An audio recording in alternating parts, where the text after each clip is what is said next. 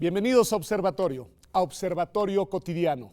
El día de hoy vamos a hablar de los embajadores, vamos a hablar de los cónsules, vamos a hablar de eso que se llama el Servicio Exterior Mexicano, pero lo primero que te quiero preguntar, Natalia, para quienes no sabemos de este tema es, ¿qué es el Servicio Exterior Mexicano? Cómo no, muchas gracias por la invitación.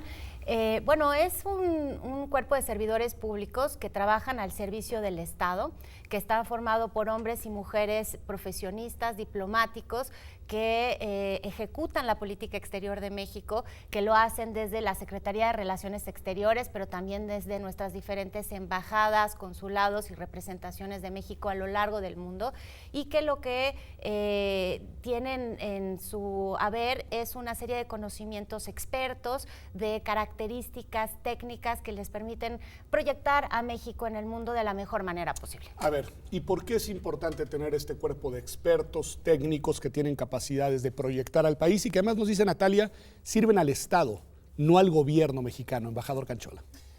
Muchas gracias, Pedro. Encantado de estar aquí. Efectivamente, es el grupo de servidores públicos al servicio del Estado.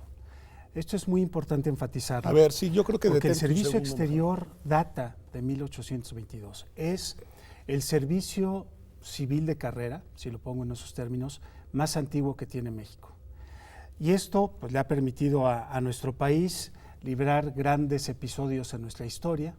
En primer lugar, gracias al apoyo de este cuerpo especializado de funcionarios que se integran en dos ramas, la diplomático-consular y la técnico-administrativa. Hemos podido lograr, por ejemplo, el reconocimiento de México como nación independiente. En algún otro momento hemos logrado generar las condiciones para que México pudiera acceder a los préstamos necesarios después de pasar ese periodo tan convulso que fue el siglo XIX y principios del siglo XX. Actualmente, bueno, los vemos en las trincheras, particularmente en las consulares, donde pues se dedican, digamos, como apóstoles, si me permites la expresión, a estar ayudando a nuestros connacionales en situación de vulnerabilidad o cuando se requiere asistencia o apoyo. En fin, es un grupo especializado, ¿por qué? Porque desde la rama técnico-administrativa ellos conocen perfectamente cuáles son las diferentes áreas de una representación en el exterior, desde el archivo, desde la administración, incluso desde la informática actualmente. A ver, el embajador nos hacía ahorita una reflexión que me interesa que nos ayudes a entender, Natalia, entre lo que es la labor que realizan las embajadas y la labor, nos decía, casi como de apostolado de los consulados. A ver, sí, ayúdanos a entender y por qué es relevante tener, digamos, estas dos figuras en el exterior. Los consulados son las representaciones que tienen la presencia más cercana con la diáspora mexicana en el resto del mundo. Hay muchos mexicanos que viven en el resto del mundo y otros tantos que viajan por el mundo por distintos motivos, de turismo, de trabajo, etcétera. Los consulados tienen una misión, digamos, ya en estos momentos múltiple. Antes solo se pensaba en el consulado como aquella ventanilla que expedía documentos, papeles y que le permitía a los mexicanos de repente, por ejemplo, casarse en el extranjero entre dos mexicanos. Hoy en día los consulados también hacen una serie de actividades de involucrarse con la comunidad mexicana para que tengan un mayor desarrollo. Por ejemplo, los apoyan con cuestiones de ventanillas de salud, con cuestiones de educación financiera, con cuestiones de fomentar la identidad mexicana a través de las fiestas patrias, pero también los cónsules se reúnen, por ejemplo, con miembros de cámaras de comercio locales, allí donde están para promover los intereses económicos de México, se reúnen con las autoridades como los alcaldes y los sheriffs para generar un ambiente, digamos, más propicio para los migrantes mexicanos y su desarrollo y su empoderamiento. Entonces, los cónsules, digamos que están a pie de cancha, por así decirlo.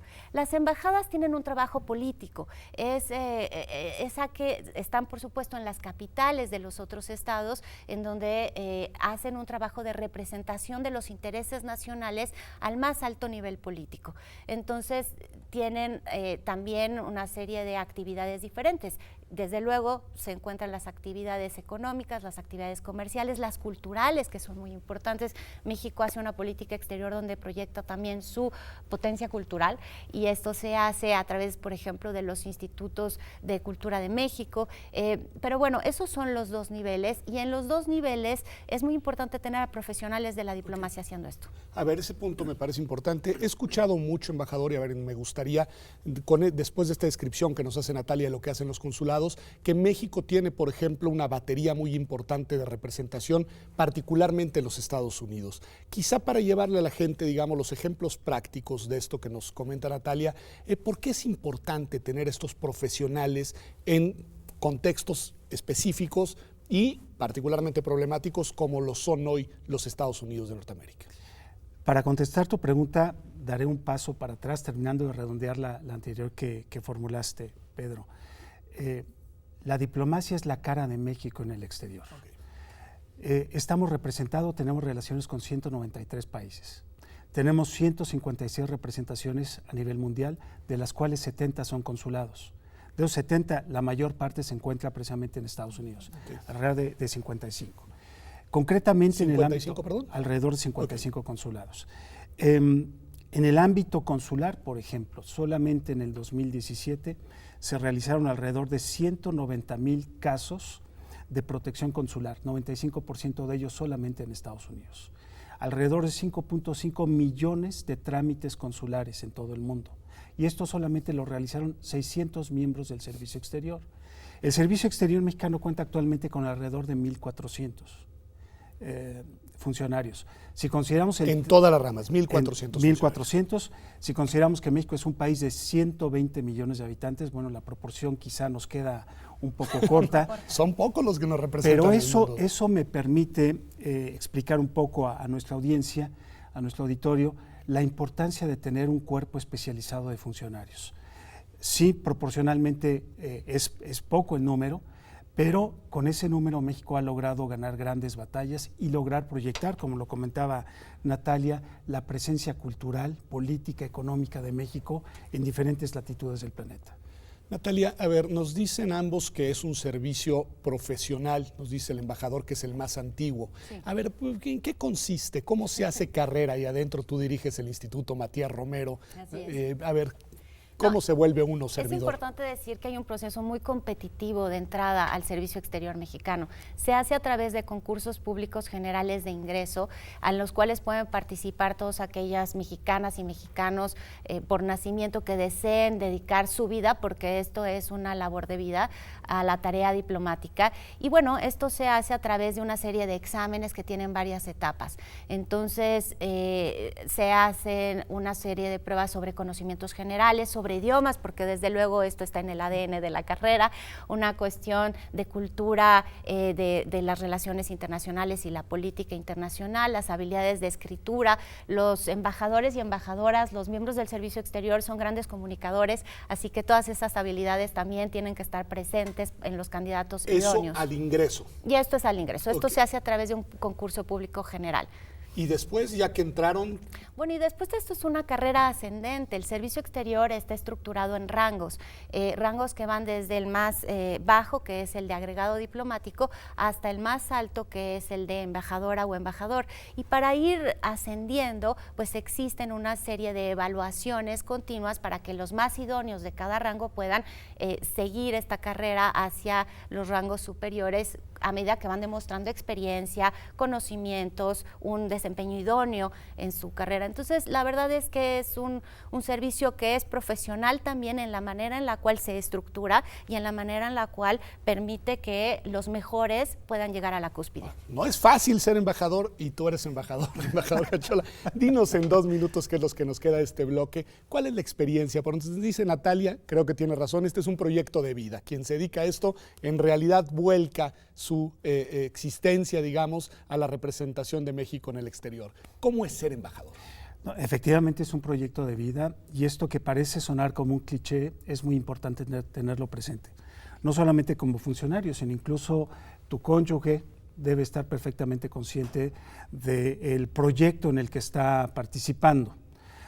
Y este te acompaña a lo largo de toda la carrera, por supuesto, y para bien o para mal debo decir, pues también tus hijos son parte de este proyecto, pues en este caso, más bien no queriendo. A ellos no se les preguntó. No, y eso es un reto continuo. Es un reto continuo porque un funcionario profesional debe mantener siempre el contacto con sus raíces, siempre debe de mantener contacto con la realidad que está llamado a representar. Y eso, bueno, pues quizá no se vea o no sea tan aparente cuando estamos desplegando nuestra labor diplomática, pero también en casa tenemos una función muy importante que desarrollar, y ahí los cónyuges juegan un papel fundamental, no solamente para continuar fomentando los valores, las raíces, sino también en el apoyo a quienes nos dedicamos a encabezar labores ante una representación de México en el exterior. También te doy un dato muy interesante, quizá haya oportunidad de platicar o ahondar un poco más adelante. Actualmente el servicio exterior pues tiene una integración más masculina que femenina. Tú preguntabas por embajadores y embajadoras. Actualmente pues la proporción de embajadores a embajadores es de 75% a 25%. No es lo que vamos, los tiempos están demandando, quisiéramos incrementar ese número. En los rangos incipientes, digamos, de tercer secretario, la proporción es mayor, 60 hombres, 40 mujeres, y solamente en el área o en la rama técnico-administrativa encontramos un equilibrio de 51 a 49. Pero eso denota también el gran reto que implica para las mujeres entrar y adoptar el estilo de vida que demanda ser diplomático de carrera. Pues me parece muy interesante porque nos han ayudado a entender de qué se trata el servicio exterior. Creo que esta dimensión de la profesionalización y también de la vocación es fundamental, y ya anuncias, embajador, alguna de las falencias que tiene, digamos, en su diseño, que en parte tiene que ver seguramente con las normas. ¿Por qué digo esto? Porque hay una propuesta de reforma legal a la ley del servicio exterior mexicano, y quiero dedicar el siguiente bloque a que nos cuenten de qué va, por qué es importante, por qué hay que aprobarla, si es que hay que aprobarla. Así que quédese con nosotros aquí en Observatorio Cotidiano.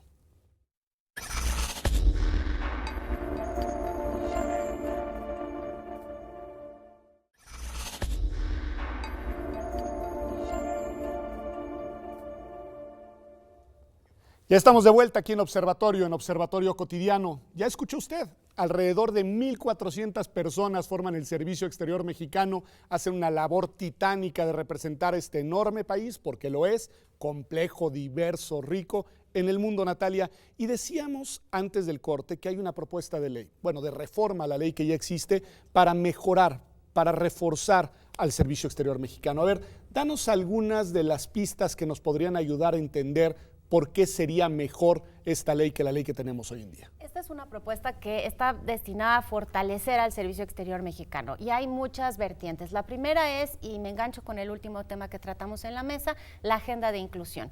Como en todos los ámbitos laborales, hacer el mejor uso del potencial femenino es una forma de fortalecer el desempeño de un cuerpo de profesionales como el de la diplomacia. Las mujeres en el Servicio Exterior Mexicano, a través de esta ley, pues están llamadas a tener mayores posibilidades de tener éxito en el ingreso, porque la ley prevé algunas medidas y metodologías para incentivar que las chicas jóvenes quieran ingresar al Servicio Exterior Mexicano, y también algunas medidas para fomentar la paridad de género en el tema de los ascensos. A ver, danos un par de ejemplos, porque es... Mira, por ejemplo, la ley establece que en algunas de las comisiones que toman las decisiones más importantes sobre la carrera del Servicio Exterior Mexicano haya una representación paritaria de hombres y mujeres. También establece que la unidad de género o aquella entidad de la Cancillería que se encarga de los temas de género ahora forme parte, por ejemplo, de la subcomisión de ingreso, de aquella que prepara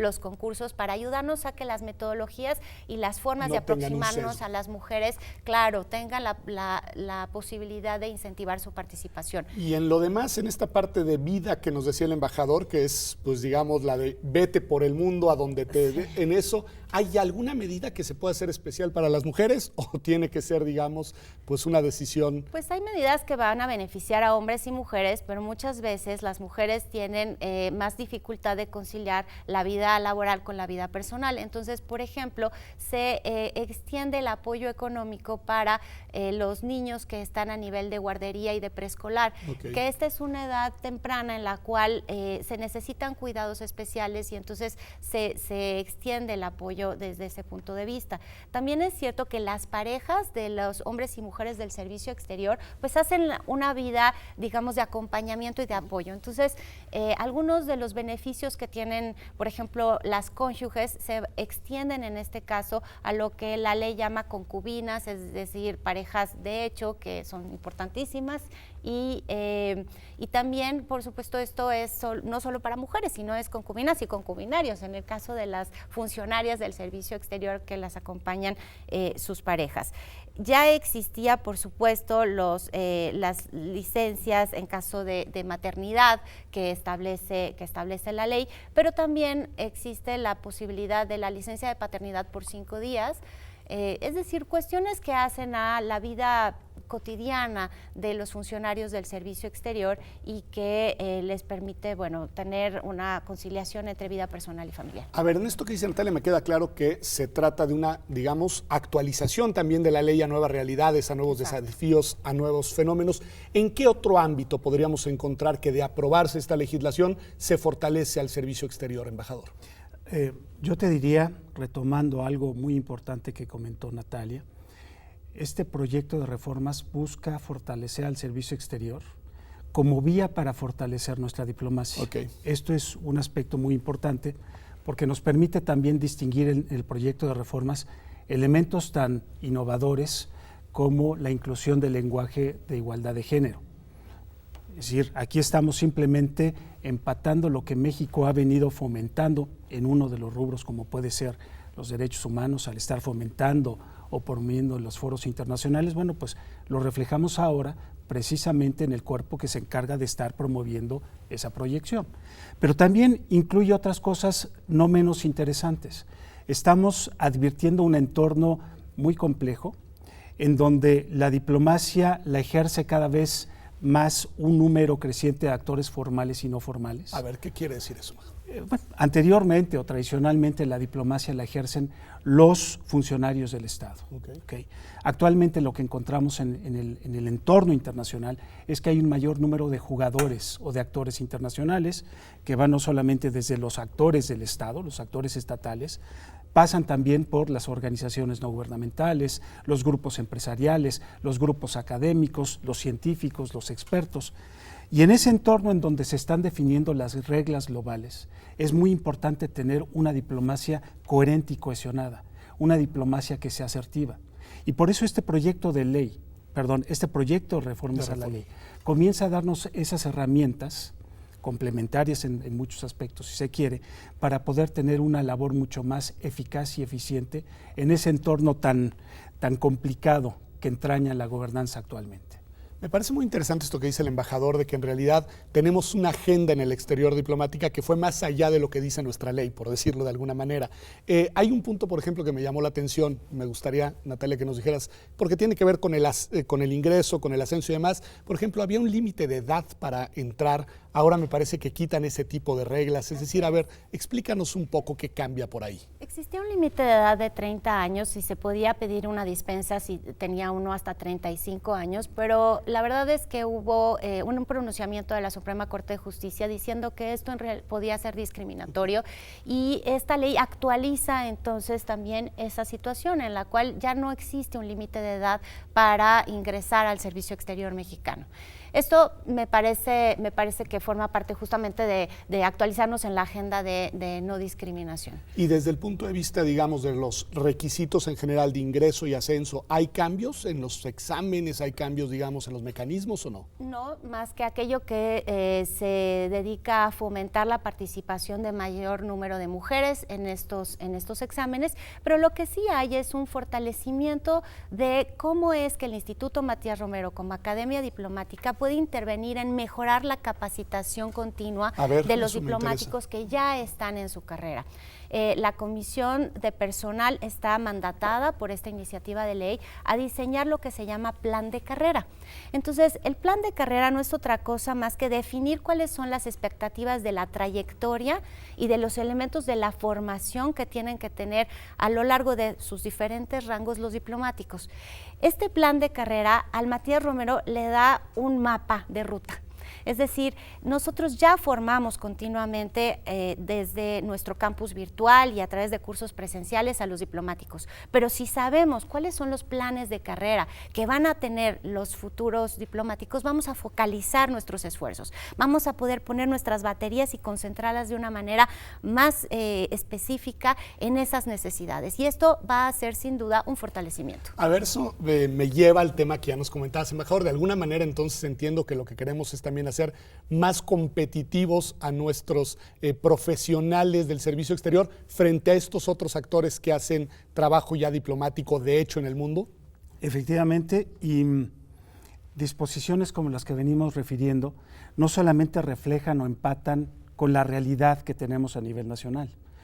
El hecho de que excluyamos ya una limitante de edad habla también de la nueva realidad que estamos viviendo. Estamos observando, gracias al desarrollo tecnológico exponencial, la posibilidad de incrementar la expectativa de vida. El servicio exterior tiene que reaccionar a eso. Tenemos que captar a los mejores, tenemos que formar a los mejores, pero tenemos que irlos conduciendo a lo largo de la carrera, y es una carrera que se antoja ahora, podrá ser más larga que lo era anteriormente. Con el plan de carrera también estamos dando certidumbre, precisamente para aquellas personas que a lo mejor tienen más de 30 años, pero ya con un plan de carrera podrán determinar ellos hasta dónde podrán llegar. Exactamente, digamos, con la edad que tienen o no. Da certidumbre a la institución, porque sabemos con qué recurso humano contamos y a qué nivel. Y eso pues también nos permitirá ser mucho más asertivos. Ahora, esto se dice muy fácil, pero en fin, nuestro servicio exterior, repito, desde 1829, que fue el año en el que por primera vez se estableció una regulación que estuviera normando esto, hasta ahora, el auditorio dirá, bueno, pues, ¿por qué esperaron tanto? Bueno, es producto del desarrollo evolutivo que hemos venido observando, y sí, yo creo que este proyecto de reforma no solamente actualiza, sino también da una visión de futuro que espero pueda proyectarnos para los próximos 20, 25 años. A ver, Dipsy, adelante. No, es que en términos también de retener talento, una de las propuestas en esta iniciativa es incrementar la edad de jubilación de los 65 años a los 70. Esto es interesante porque, pues como decimos, como el embajador Canchola mencionaba, que nuestra esperanza de vida hoy en día es más larga, y hay diplomáticos que están en la cúspide de sus capacidades profesionales y a los 65 años deben de separarse del servicio exterior mexicano. Entonces, ahora existe la opción de jubilarse hasta los 70 años. Quien se quiera jubilar a los 65 puede hacerlo, pero estamos extendiendo 5 años más de vida útil de gente que seguramente tiene mucho que aportar. No, pues se ve que les gusta entonces a los dos la iniciativa de ley que está, si no me equivoco, en el Senado de la República, ya digamos en trámite legislativo. Nos quedan muy pocos minutos, me gustaría que así en una serie de balazos muy puntuales nos dijeran 3, 4, los 5 argumentos por los cuales, embajador Canchola, Natalia Saltalamacchia, desde su punto de vista debe aprobarse esta reforma de ley. Bueno, en primer lugar, porque articula de mejor manera el ámbito interno con el ámbito internacional. Okay. Está reforzando aquellas capacidades de la Cancillería descritas en la Ley Orgánica de la Administración Pública Federal para lograr ese tránsito, ese diálogo entre la Administración Pública y la Cancillería. 2, estamos reforzando las capacidades del Servicio Exterior al encontrar mecanismos para ubicar talento, formarlo y acompañarlo a lo largo de la carrera. Y 3, estamos dando también mejor calidad de vida a aquellos que dedican toda su vida a representar honrosamente al Estado mexicano. Natalia, tus 3 puntos. Bueno, también actualiza la ley, todo lo que tiene que ver con la Ley General de Responsabilidades Administrativas, y desde ese punto de vista pues también hace mucho más, digamos, responsivo a los miembros del Servicio Exterior mexicano frente a estas cuestiones de transparencia, también se introducen en la ley, de tal manera que moderniza en este ámbito legislativo con las otras realidades de México. Pues muchas gracias en verdad, porque sí nos han ayudado a entender un tema del cual muchos de nosotros no somos expertos. Creo que este punto, además de cómo se actualizaría la ley del servicio exterior a las nuevas realidades jurídicas de un Estado mexicano que se democratizó, que se hace cada vez más transparente, que se abre cada vez más al mundo, son pistas importantes para comprender por qué, ojalá, las y los legisladores aprueben esta reforma de ley. No siempre hay buenas iniciativas, esta es una de ellas. Ojalá en verdad se apruebe y se apruebe pronto. Gracias a usted por habernos acompañado aquí en Observatorio Cotidiano, y nos vemos, como todas las semanas, el próximo martes en TV UNAM.